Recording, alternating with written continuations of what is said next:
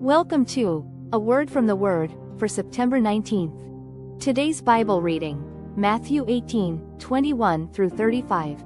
Today's key verse. Jesus said to him, I do not say to you 7 times, but 70 times 7. Matthew chapter 18 verse 22.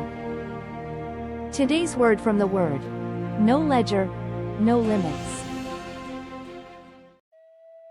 Forgiveness isn't a suggestion in the Christian life, nor is it something reserved just for a few super-holy religious ones.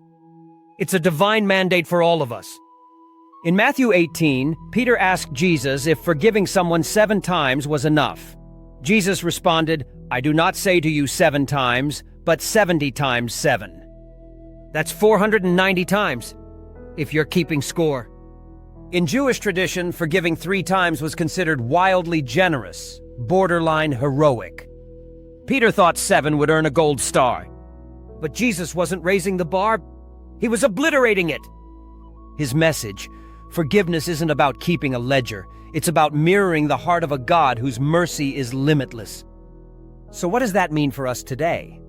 It means forgiveness isn't optional, it's always on the table. We forgive because we've been forgiven. God erased a debt we could never repay. Every sin, every act of rebellion, every stray thought and selfish deed, all nailed to the cross of Christ. Compared to the avalanche of grace we've received, the offenses others commit against us are spare change.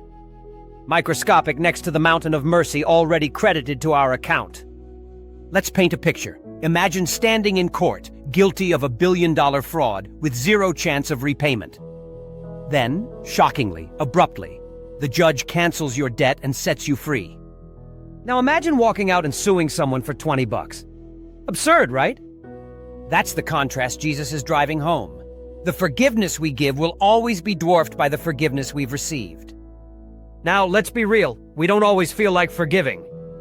And God never asks us to fake it or pretend the pain isn't real. But forgiveness is a decision, a choice, not a feeling or a mood. You may not feel forgiveness, but you can still choose to release the person to God.